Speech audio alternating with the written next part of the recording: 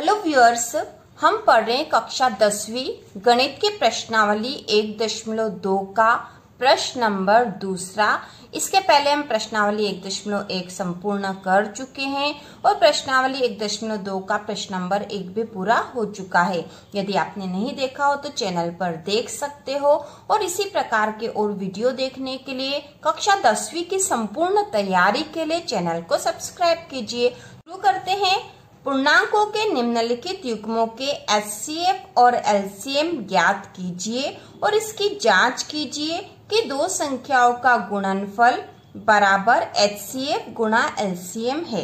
तो यहाँ पे हमें जो कहा गया है प्रश्न में पूर्णांकों के निम्नलिखित युग्मों के, तो यहाँ पर प्रश्न नंबर जैसे पहला जो दे रखा है दूसरे का पहला उसमें दे रखा है पूर्णांकों के युग्म दे रखे 26 और 91। ये युग्म मतलब इनका जोड़ा दे रखा है 26 और 91 दो दे रखे हैं ये, तो ये पूर्णांकों के युग्म है। इनके हमें एचसीएफ और एलसीएम ज्ञात करना है सबसे पहले और फिर जांच करनी है कि दो संख्याओं का गुणनफल, मतलब ये दो संख्याएं ये हैं 26 और 91, इनका जो गुणनफल होगा वो बराबर होगा इनके एचसीएफ और एलसीएम के। तो सर्वप्रथम हमें 26 और 91 के एचसीएफ और एलसीएम निकालना है और एचसीएफ और एलसीएम निकालने के लिए हमें इनके अभाज्य गुणनफल चाहिए, जैसा कि हमने प्रश्न नंबर 1 में निकाला था। तो हम सर्वप्रथम लिखेंगे, सर्वप्रथम 26 और 91 के अभाज्य गुणनखंड निकालने के लिए कौन सी विधि का हमने प्रश्न नंबर 1 में प्रयोग करा था, वह थी गुणनखंड वृक्ष विधि। गुणनखंड वृक्ष विधि या जिसे कहेंगे फैक्टर ट्री मेथड से, ठीक है। हम गुणनखंड वृक्ष विधि का प्रयोग करके सबसे पहले इनके अभाज्य गुणनफल निकालेंगे, जिससे कि हम एचसीएफ और एलसीएम निकाल सकेंगे। तो गुणनखंड वृक्ष विधि से जैसा कि हमने पहले भी करा था 26 का निकाल लेंगे। तो 26 का निकालने के लिए हम देखेंगे कि इसमें किस संख्या का भाग सबसे पहले जाएगा। सबसे पहले छोटी संख्या से शुरू करेंगे, तो यहाँ पे हम 2 का भाग दे सकते हैं। 2 से भाग करेंगे तो इसमें 26 का क्या हो जाएगा, यहाँ रफ में करके भी देख लेंगे ताकि हमें अच्छे से समझ में आ जाए। तो 26 में हमें 2 का भाग लगाना, बहुत आसान है। 2 एकम 2 और ऊपर से उतारा 6, तो 2 तिया 6 हो जाएगा, 13 आ जाएगा। तो यहाँ आ गया है 13। अब 13 खुद अभाज्य संख्या, इसमें 13 का ही भाग जाता है, तो हम गुणनखंड के रूप में 13 ही ले लेंगे, अभाज्य संख्या है। तो 26 के जो अभाज्य गुणनखंड आ गए, 26 के क्या क्या आ गए हैं, 2 गुणा 13, ठीक है। अभाज्य गुणनखंड आ गए हैं 2 गुणा 13, क्योंकि 13 में अब किसी संख्या का भाग नहीं जाता, 13 का ही भाग जाता, इसलिए इसे हमने अभाज्य गुणनखंड के रूप में ले लिया। तो 2 गुणा 13 इसके अभाज्य गुणनखंड हो गए। अब हम निकालेंगे 91 का। तो 91 में सबसे पहले किसका भाग लगाएंगे, 2 का भाग नहीं जाएगा इसमें पूरा पूरा, क्योंकि इसके आखिरी में जो 1 है इसलिए इसमें 2 का भाग पूरा नहीं जाएगा। अब हम देखेंगे 3 का भाग इसमें जाता है क्या, तो 9 और 1 10 होते हैं, 10 3 के पहाड़े में नहीं आता, इसलिए इसमें 3 का भाग नहीं जाता। आप करके भी देख सकते हो। इसके बाद 4 का भाग भी नहीं जाएगा क्योंकि आखिरी में 1 है। 5 का भी नहीं होगा, 6 का भाग भी नहीं जाएगा। इसमें 7 का भाग लगा के देखते हैं अब हम। तो 91 में हम 7 का भाग लगाएंगे, तो 7 एकम 7 हुए, 2 बचा, ऊपर से उतारा 1, अब 21 हो गया। तो 7 या 21 हो जाएगा, मतलब 7 का भाग पूरा पूरा चला जाएगा। तो अब हम इसमें 7 का भाग लगा रहे हैं और कितना आएगा, 7 का भाग लगाएंगे तो 13 आया है, ठीक है। और 13 तो हमें पता है अभाज्य संख्या, इसमें 13 का ही भाग जाता, तो अब इसमें हमें और भाग लगाने की आवश्यकता नहीं है। तो 91 के जो अभाज्य गुणनखंड हो गए हैं वो हो गए हैं 7 गुणा 13। तो इस प्रकार हमने अभाज्य गुणनखंड निकाल लिए हैं।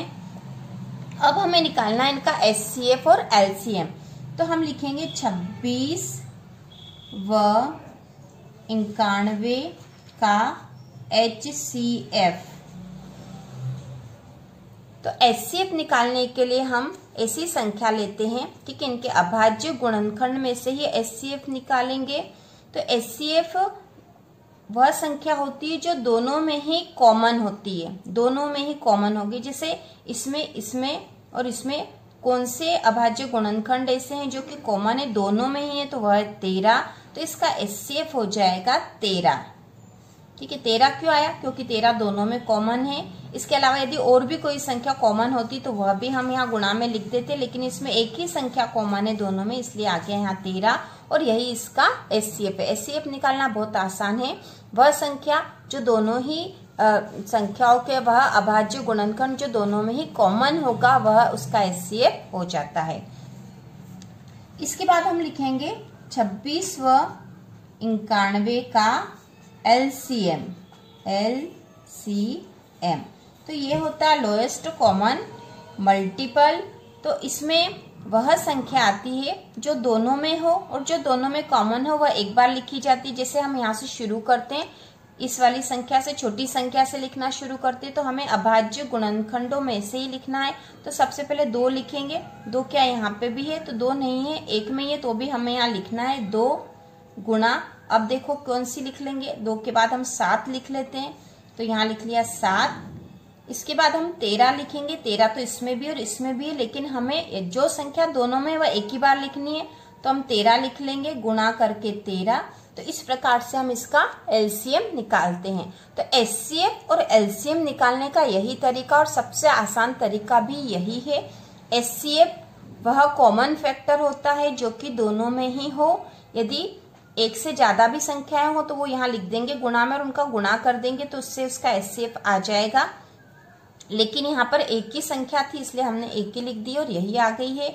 इसी प्रकार जब LCM निकालते हैं तो LCM में वो संख्याएं लेते हैं जो दोनों में ही एक एक बार हो, और जो दोनों में ही होती, मतलब इसमें और इसमें भी हो, उसको एक ही बार लिखते हैं, और जो दोनों में अलग अलग है उसको भी एक एक बार लिख देते हैं। जैसे 2 इसमें था तो हमने एक बार लिख दिया है, एक ही बार था। 7 इसमें तो हमने 7 भी लिख दिया, लेकिन 13 दोनों में ही है, 13 को हम एक ही बार लिखेंगे। तो इस प्रकार आपको समझ में आ गया होगा हम HCF और LCM कैसे निकालते। तो LCM निकालने के लिए अब हमें इनका गुणा करना पड़ेगा। इसमें तो एक ही संख्या थी इसलिए हमें करने की आवश्यकता नहीं है। तो इनका जब गुणा करेंगे तो हो जाएगा 2 का गुणा 7 में करा तो 2 7 14 हो गए। 14 में हम 13 का गुणा करेंगे, तो यहाँ पर हम कर लेते हैं यहीं पे ताकि हम अच्छे से समझ भी जाए गुणा भी। तो 7 दूनी 14 हुए।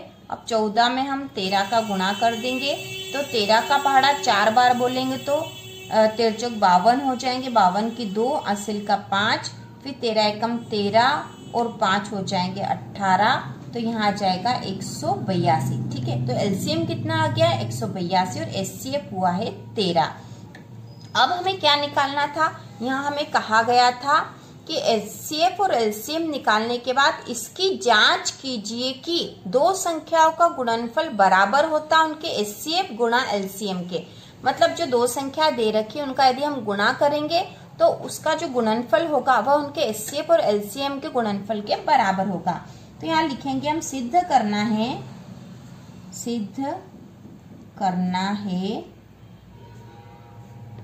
2 संख्याओं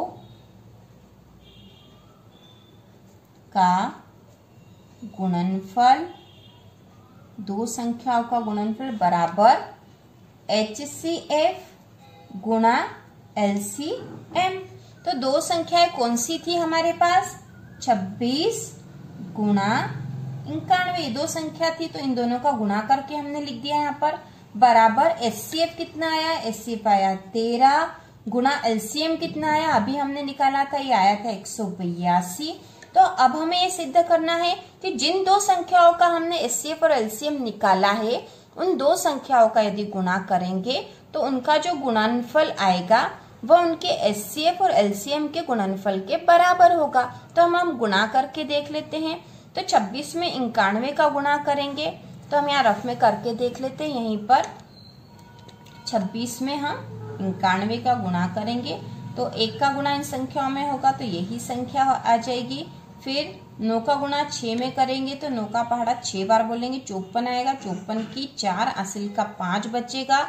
9 का पहाड़ा 2 बार बोला, 9 दूनी 18, 19 20 21 22 23 हुए। ठीक है, ये हो गए 23। अभी होगा 6, 4 और 2 को जोड़ा तो 6 3 2, तो 2366 आया है इसका मान। तो हम यहाँ लिखेंगे 2366। इन दोनों का गुणा करा तो ये आ गया इनका गुणनफल। अब हम 13 और 182 का भी गुणा करेंगे। 13 और 182 का तो वह भी हम यहाँ करके देख लेते हैं। 182 में हम 13 का गुणा करके देख लेते हैं। तो ये हुआ 182 गुणा 13।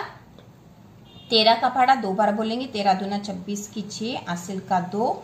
फिर 13 का पहाड़ा 8 बार बोलेंगे तो होता है 104, 104, 105, 106। इसमें हमने असिल का भी जोड़ दिया तो ये होगा 106 की 6, असिल का बचा है 10।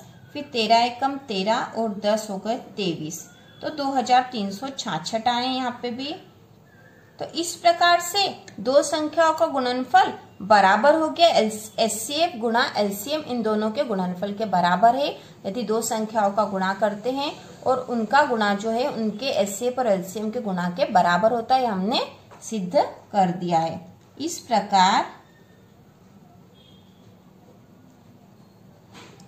सिद्ध होता है कि दो संख्याओं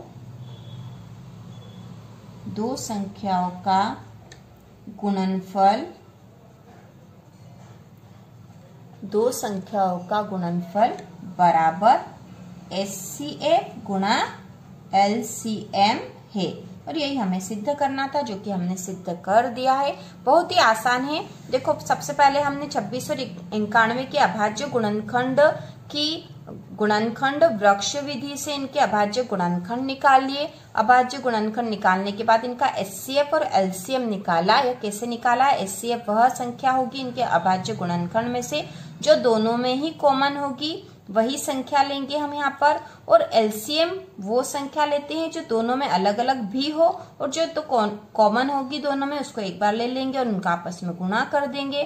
तो इसमें आ गया है एचसीएफ आ गया 13 और एलसीएम आ गया 182। अब हमें यहाँ प्रश्न में ही कहा गया था कि सिद्ध करना था हमें कि दो संख्याओं का गुणनफल बराबर होगा एचसीएफ गुणा एलसीएम के। तो दो संख्याओं का गुणनफल हमने यहाँ कर दिया। उसके बाद एचसीएफ और एलसीएम का भी हमने गुणनफल कर दिया, तो ये दोनों ही बराबर आ गए हैं। 2366 और 2366 ही आए हैं दोनों। तो इस प्रकार सिद्ध होता है कि दो संख्याओं का गुणनफल बराबर एचसीएफ गुणा एलसीएम है। तो इस प्रकार प्रश्न नंबर 1.2 का प्रश्न पहला हो चुका है। अब हम प्रश्न दूसरा अगले वीडियो में करेंगे। तो इसी प्रकार के और वीडियो देखने के लिए चैनल को सब्सक्राइब कीजिए।